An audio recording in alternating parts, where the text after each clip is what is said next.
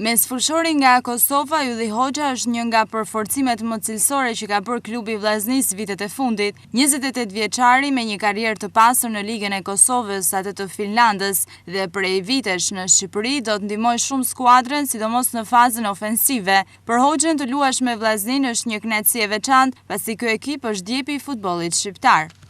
Ndjehem shumë i kënaqur me kontratën që kemi bërë, domethënë akordin që kemi rrit bashkë me një skuadër si është Vllaznia, domethënë djepi i futbollit shqiptar. Shpresoj që gjithçka do shkojë mirë edhe të arrijm objektivat e klubit. Tani sa kam filluar ndjehem shumë mirë, shumë rahat.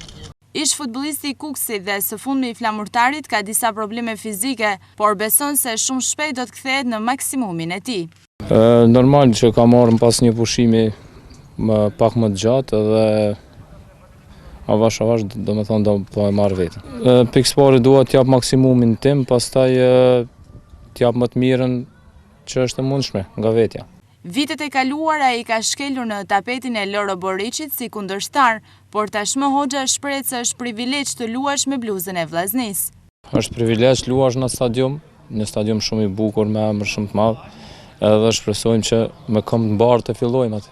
Ashtu si Bica, edhe Hoxha konfirmon se ka ardhur në Shkodër me objektivin e vetëm për të arritur Kupat e Evropës. Normalisht që t'i kapim Kupat e Evropës.